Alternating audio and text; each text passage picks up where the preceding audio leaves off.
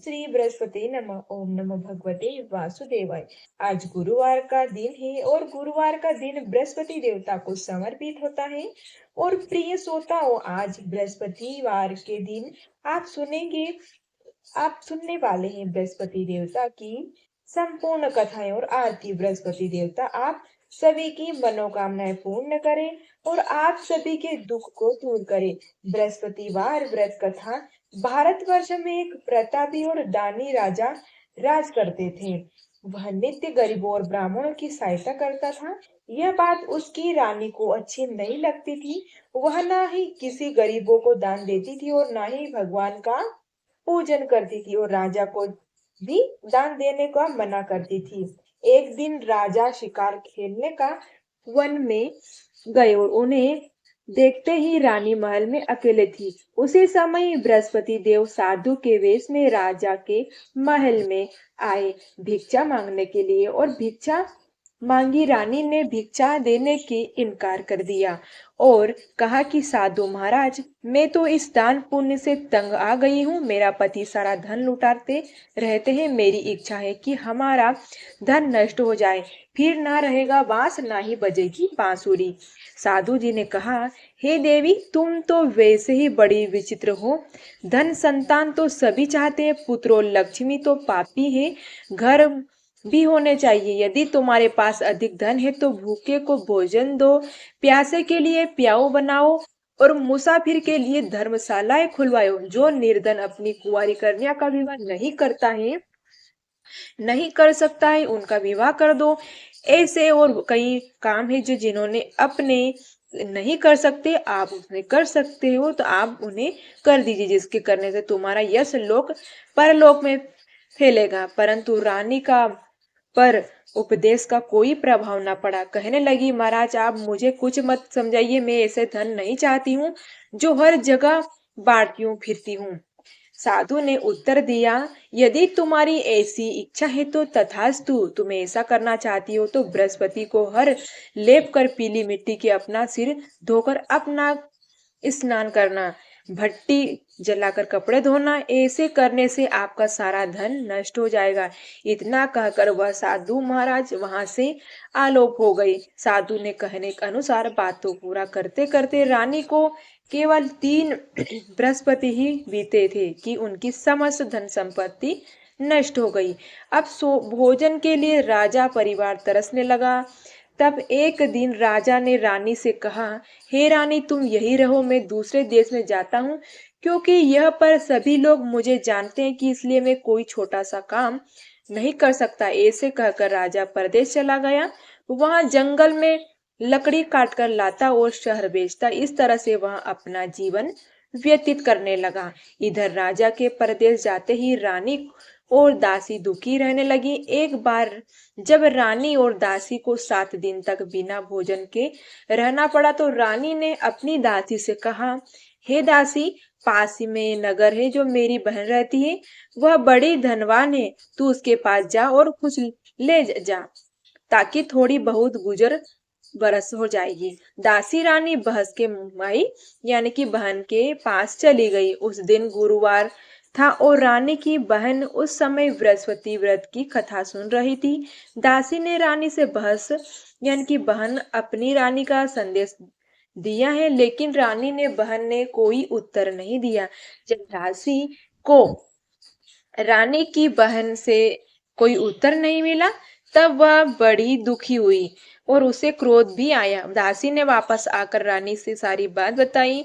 सुनकर रानी ने अपने भागी को कोसा। उधर रानी की बड़ी बहन ने सोचा कि मेरी बहन की दासी आई थी परंतु मैं उससे नहीं बोली, इससे वह बड़ी दुखी हुई होगी। कथा सुनकर और पूजन समाप्त करते ही वह अपनी बहन के घर आई और कहने लगी, हे बहन, मैं बृहस्पतिवार का व्रत कर रही थी।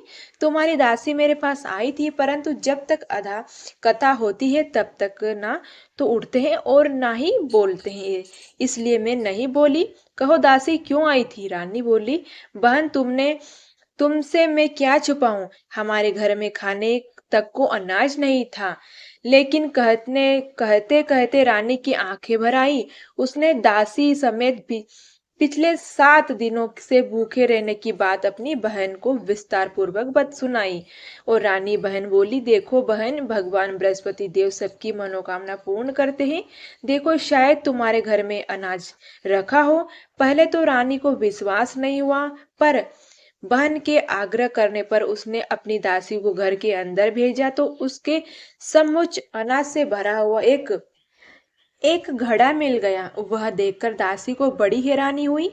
दासी रानी से कहने लगी, हे रानी, जब हमको भोजन नहीं मिलता तो हम व्रत ही करते हैं, इसलिए क्यों ना इसे व्रत की कथा और विधि पूर्वक ली जाए ताकि हम भी व्रत कर सकें।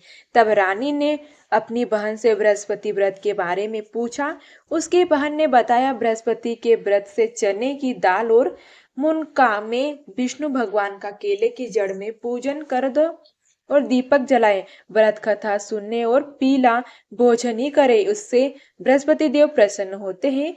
व्रत और पूजन विधि बताकर रानी की बहन अपने घर लौट गई। 7 दिन के बाद जब गुरुवार आया तो रानी और दासी ने व्रत रखा। गुड़ साल में जाकर चना और गुड़ लेकर आई। फिर उसने केले के जड़ तथा विष्णु भगवान का पूजन किया। अब पीला भोजन कहाँ से आए, इस बात को लेकर दोनों बहुत दुखी थे, क्योंकि उन्होंने बता रखा था कि व्रत रखा तो इसलिए व्रत बृहस्पति देव उनसे प्रसन्न थे, इसलिए वे एक साधारण व्यक्ति का रूप धारण कर दो। थालों में सुंदर पीला भोजन दासी को दे गई और भोजन पाकर दासी प्रसन्न हुई और फिर रानी के साथ मिलकर भोजन ग्रहण करने लग किया। उसके बाद वे सभी गुरुवार व्रत और पूजन करने लगी। बृहस्पति भगवान की कृपा से उनके पास फिर से धन संपत्ति आ गई, परंतु रानी फिर से पहले ही तरह आलस्य करने लगी। तब दासी बोली, देखो रानी, तुम पहले भी इस प्रकार का आलस्य करती थी, तुम्हें धन रखने में कष्ट होता था, इस कारण सभी धन नष्ट हो गए, और अब जब भगवान बृहस्पति को कृपा से धन मिला है तो तुम्हें फिर आलस्य होता है। रानी ने समझाते हुए दासी से कहती है कि बड़ी मुसीबतों के बाद हमने यह धन पाया है, इसलिए हमें दान पुण्य करना चाहिए, भूखे और मनुष्य को भोजन कराना चाहिए और धन और को शुभ कार्यों में खर्च करना चाहिए, जिससे तुम्हारे कुल का यश बढ़ेगा, स्वर्ग की प्राप्ति होगी और पितृ प्रसन्न होंगे। दासी की बात मानकर रानी अपना धन शुभ कार्यों में खर्च करने लगी, जिससे पूरे नगर में उसका यश फैलने लगा। फिर एक दिन रानी दासी के पास में विचार करने के लिए यह आई कि न जाने राजा किस दिशा में होंगे, उसकी कोई खोज खबर भी नहीं है उन्होंने श्रद्धा पूर्वक बृहस्पति भगवान से प्रार्थना की, हे राजा, जहाँ भी है तो शीघ्र वापस आ जाइए। उधर वहां राजा एक दिन दुखी होकर जंगल में पेड़ के नीचे आसन जमाकर बैठ गया। वहां अपनी दशा को याद करते व्याकुल होने लगा। बृहस्पति का दिन था। एक इसमें देखा कि निर्जन वन में एक साधु प्रकट हुए। वह साधु वेश में समय बृहस्पति देवता थे। लकड़हारे के सामने आकर बोले, हे लकड़हारे, इस सुनसान जंगल में तू चिंता मगन में क्यों बैठा है? लकड़हारे ने दोनों हाथ जोड़कर प्रणाम किया और उत्तर दिया कि महात्मा जी, आप सब कुछ तो जानते हैं, मैं क्या कहूँ? यह कहकर वह रोने लगा और साधु को अपनी आत्मकथा सुनाई। महाराज जी ने कहा, तुम्हारी स्त्री ने बृहस्पति के दिन बृहस्पति भगवान का निरंतर यानी कि निरादर किया है, जिसके कारण कष्ट होकर तुम्हारी ही यह दशा कर दी। अब तुम चिंता मत करो, तुम चिंता दूर करने मेरे कहने पर चलो तो मैं तुम्हारे सभी कष्ट दूर हो जाएंगे और भगवान पहले ही सभी को अधिक संपत्ति देते हुए बृहस्पति के दिन कथा किया करो। 2 पैसे के चने मुनक्का लाकर उनका प्रसाद बनाओ और शुद्ध जल से लोटे में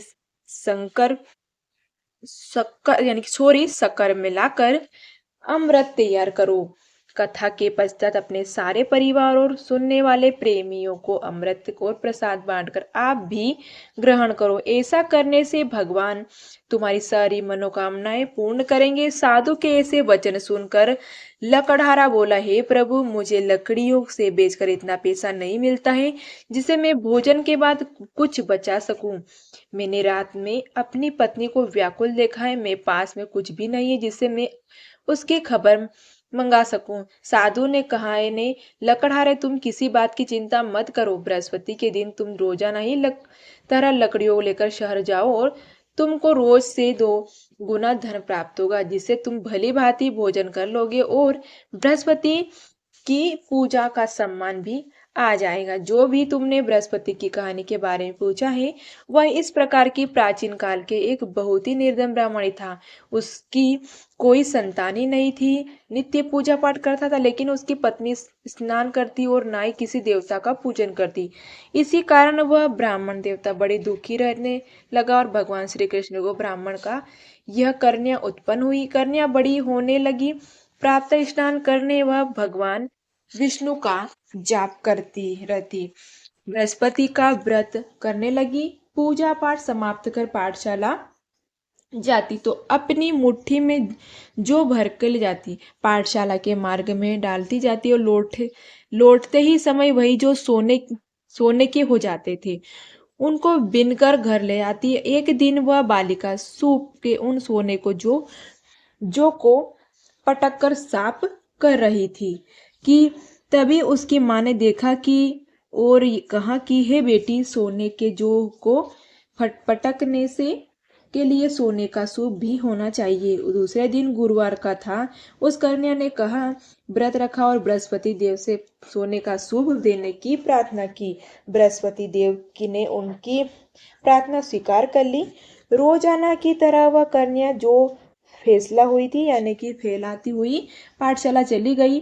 पाठशाला से लौटकर जब वह जो बिन रही थी तो बृहस्पति देव की कृपा से उसे सोना का सूप ही मिल गया। उसे वह घर ले आई और उससे जो साफ करने लगी, परंतु उसकी माँ का वही ढंग रहा। एक दिन बाद में कन्या सोने के सूप के जब जो साफ कर रही थी, उसी समय नगर का राजकुमार वहां से निकला और कन्या के रूप में और कार्य को देकर वह उस पर मोहित हो गया। राजमहल आकर वह भोजन और जल त्याग कर उदास होकर लेट गया। राजा को जब राजकुमारी द्वारा अन्न जल त्यागने का समाचार पता चला तो अपने मंत्रियों के साथ वह अपने पुत्र के पास गया और कारण पूछा। राजकुमारी ने राजा को उस लड़की के घर का पता भी बता दिया। मंत्री उस लड़की के घर गए और मंत्री ने ब्राह्मण के सामने राजा की ओर से निवेदन किया। वह कुछ ही दिन में ब्राह्मण की कन्या का विवाह राजकुमार के साथ संपन्न हो गया। इधर कन्या के घर में जाते ही ब्राह्मण देवता के घर में पहले ही गरीबी का निवास हो गया। एक दिन दुखी होकर वह ब्राह्मण अपनी पुत्री से मिलने गया और बेटी से पिता की अवस्था को देख और अपनी माँ का हाल चाल पूछ ब्राह्मण ने सभी का हाल कह सुनाया। तब कन्या ने बहुत सारा धन देकर अपने पिता को विदा कर दिया। तो लेकिन कुछ दिन बाद फिर वही हाल हो गया। ब्राह्मण फिर अपनी कन्या के यहाँ और गए और सभी को हाल कहा। जो पुत्री बोली, पिताजी आप माताजी का यह लिवा लावे, मैं उन्हें वह विधि बता दूंगी जिससे गरीबी दूर हो जाए। ब्राह्मण देवता अपनी पत्नी के साथ लेकर वह विधि बता दूंगी जिससे गरीबी दूर हो जाए। ब्राह्मण देवता अपनी पत्नी के साथ लेकर अपनी पुत्री के पास राजमहल में पहुंचे तो पुत्री अपनी माँ को समझाने लगी, माँ तुम प्रातःकाल स्नान आदि करने से विष्णु भगवान का पूजन करो तो सब दरिद्रता दूर हो जाएगी। परंतु उसकी माँ ने उसकी एक भी बात नहीं मानी। वह प्रातःकाल उठकर अपनी पुत्री की बची जूठन को खा लेती थी। एक दिन उसकी पुत्री को बहुत गुस्सा आया। उसने अपनी माँ को एक कोठरी में बंद कर दिया। प्रातः उसे स्नान आदि करा के पूजा पाठ करवाया तो उसकी माँ की बुद्धि ठीक हो गई। उसके बाद वह नियम से पूजा पाठ करने लगी और प्रत्येक बुधवार यानी कि प्रत्येक बृहस्पतिवार को व्रत करने लगी। इस व्रत के प्रभाव से मृत्यु के बाद वह स्वर्ग को हो गई। वह ब्राह्मणी की सुख पूर्वक इस लोक का सुख भोगकर स्वर्ग लोक को प्राप्त हुआ। इतना कर साधु अंतर्ध्यान हो गए और धीरे धीरे समय बीतते गए। फिर वही बृहस्पति का दिन आया। लकड़हारा से जंगल में लकड़ी काटकर किसी शहर में बेचने के गया। उसे उस दिन और दिन की अधिक पैसा मिला। राजा ने चना गुड़ आदि लाकर गुरुवार का व्रत किया। उस दिन से उसके सभी क्लेश दूर हो गए। परंतु जब दोबारा गुरुवार का दिन आया तो बृहस्पति का व्रत करना भूल गया। इस कारण भगवान बृहस्पति नाराज हो गए। उस दिन उस नगर में राजा विशाल यज्ञ का आयोजन किया था और शहर में यह घोषणा कर दी कि कोई मनुष्य अपने घर में भोजन न बनाए, न आग लगाए। समस्त जनाओं मेरे यह भोजन करने आए और इस आज्ञा को जो न मानेगा उसे फांसी की सजा दी जाएगी। इस तरह की घोषणा संपूर्ण नगर में करवा दी गई। राजा की आज्ञा अनुसार शहर के सभी लोग भोजन करने गए, लेकिन लकड़हारा कुछ देर में पहुंचा, इसलिए राजा को अपने साथ घर लवा ले गए और जाकर भोजन करा रहे थे तो रानी की दृष्टि उस खूंटी पड़ी जिस पर उसका हार लटका हुआ था। वह वहां पर नहीं दिखाई दिया। रानी ने निश्चित किया कि मेरा हार उसी मनुष्य ने चुरा लिया। इसी समय सिपाहियों को बुलाकर उसको कारागार में डाल दिया गया। जब लकड़हारा कारागार में पड़ गया था और बहुत दुखी होकर विचार करने लगा कि न जाने कौन से पूर्व जन्म के कर्म है जो मुझे यह दुख प्राप्त हुआ है, और उसी साधु को याद करने लगा कि जो जंगल में मिला था। उसी समय तत्काल बृहस्पति देव साधु के रूप में प्रकट हुए और उसकी दशा को देखकर कहने लगे, अरे मूर्ख, तूने बृहस्पति देव की कथा नहीं करी, इस कारण मुझे यह दुख प्राप्त हुआ है। अब चिंता मत कर। बृहस्पति के दिन कारागार के दरवाजे बंद, चार पैसे पड़े मिलकर उनके तू बृहस्पति देव की पूजा करना, मेरे सभी कष्ट दूर हो जाएंगे। बृहस्पति के दिन उनसे 4 पैसे मिले। लकड़हारे ने कथा कही। उसी रात को बृहस्पति देव की उस नगर के राजा को स्वप्न में कहा, हे राजा, तूने जिस आदमी को कारागार में बंद कर दिया है वह निर्दोष है, वह राजा है, उसे छोड़ देना। रानी का हार उसी खूंटी पर लटका है, अगर तू ऐसे नहीं करेगा तो मैं तेरे राज्य को नष्ट कर दूंगा। इस तरह राजा को स्वप्न में देखकर राजा प्रातःकाल उठा और खूंटी पर हार देकर लकड़हारे को बुलाकर क्षमा मांगी और लकड़हारे को योग्य सुंदर वस्त्र आभूषण देकर विदा कर दिया। बृहस्पति देव की आज्ञा अनुसार लकड़हारा अब अपने नगर को चल दिया। अब राजा न अपने नगर के निकट पहुंचा तो उसे बड़ा आश्चर्य हुआ। नगर से पहले अधिक बाग तालाब हुए, तब बहुत ही धर्मशाला मंदिर आदि बने थे। राजा ने पूछा, यह किसका बाग है? धर्मशाला है। और तब नगर के सब लोग कहने लगे, यह सब रानी और बांधी है। तो रानी ने बांधी है। तो राजा को आश्चर्य हुआ और गुस्सा भी आया। जब रानी ने यह खबर सुनी कि राजा आ रहे हैं तो उन्होंने बांदी से कहा कि ये दासी देख, राजा हमको किसी बुरी हालत में छोड़ गए थे और हमारी ऐसी हालत देखकर वह लौट आए, इसलिए तू दरवाजे पर खड़ी हो जा। आज्ञा अनुसार दासी दरवाजे पर खड़ी हो गई। राजा आए तो उन्हें अपने हाथ लेवा लाई। तब राजा को क्रोध करते हुए अपनी रानी से पूछा कि यह धन तुम्हें कैसे प्राप्त हुआ? तब उन्होंने कहा, हमें यह सब न बृहस्पति देव के इस व्रत के प्रभाव से प्राप्त हुआ है। अब राजा ने निश्चय किया कि 7 रोज बाद तो सभी बृहस्पति देव का पूर्ण करते हैं, यानी कि पूजा पूर्ण करते हैं, परंतु मैं प्रतिदिन में 3 बार कहानी और रोज व्रत किया करूंगा। अब हर समय राजा के दुपट्टे में चने की दाल बंधी रहती और दिन में 3 बार कहानी करता। और एक रोज राजा ने विचार किया कि चलो, अपनी बहन यहाँ से आ गए हैं। इस तरह निश्चय करके राजा घोड़े पर सवार होकर अपनी बहन के यहाँ ले चले। मार्ग में उसने देखा कि कुछ आदमी एक मुर्दे के लिए जा रहे थे। उन्होंने रोककर राजा कहने लगा कि अरे भाई, मेरी बृहस्पति देव की कथा सुन लो।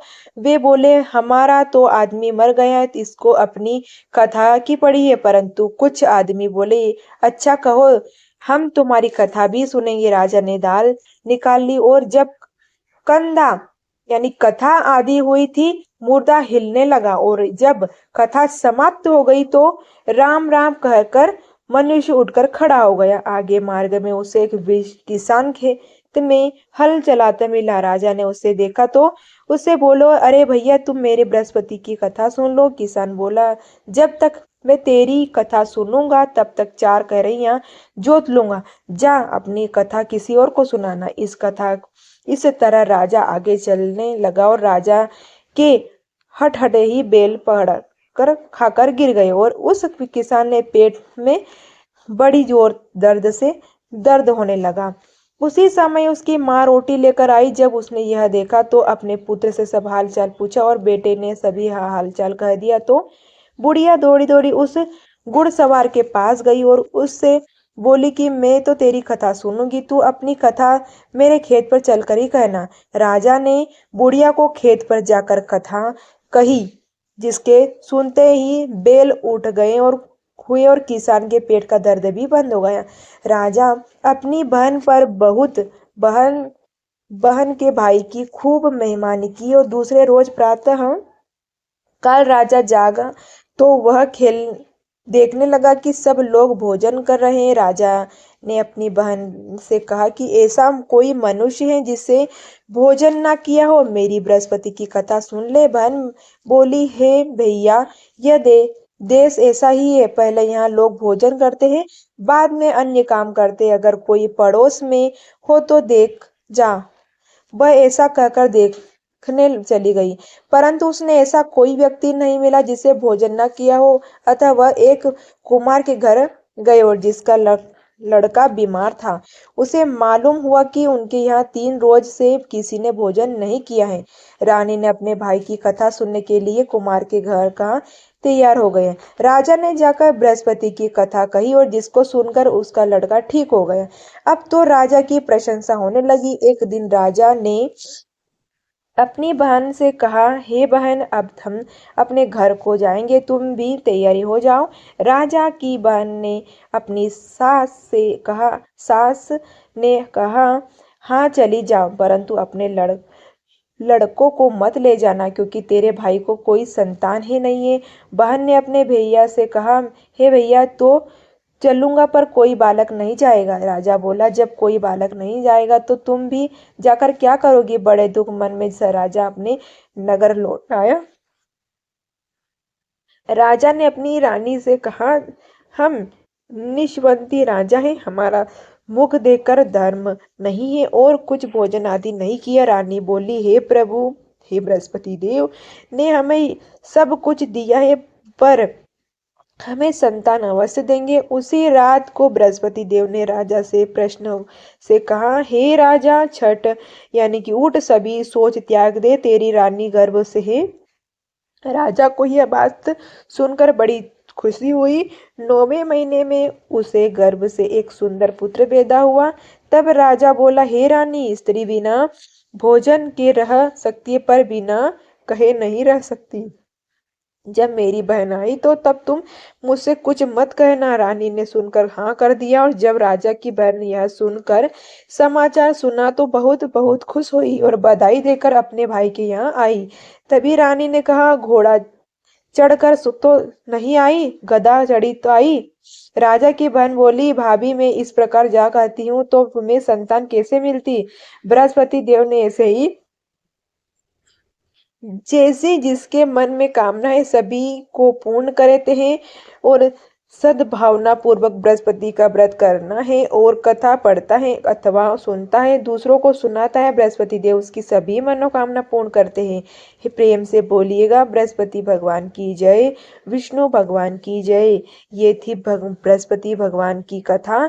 और आप को ये कथा अच्छी लगी तो वीडियो को लाइक कर दीजिएगा, चैनल को सब्सक्राइब जरूर कर दीजिएगा और आप भी बृहस्पतिवार का व्रत जरूर करिएगा, क्योंकि बृहस्पतिवार हम विष्णु का रूप है और व्रत करके आप अपनी सारी मनोकामना पूर्ण करिएगा। मिलते हैं ऐसे ही नेक्स्ट वीडियो के साथ में। वीडियो अच्छा लगे तो लाइक कर दिएगा, चैनल को सब्सक्राइब कर दीजिएगा। मिलते हैं ऐसे नेक्स्ट वीडियो के साथ में, तब तक के लिए जय श्री हरि।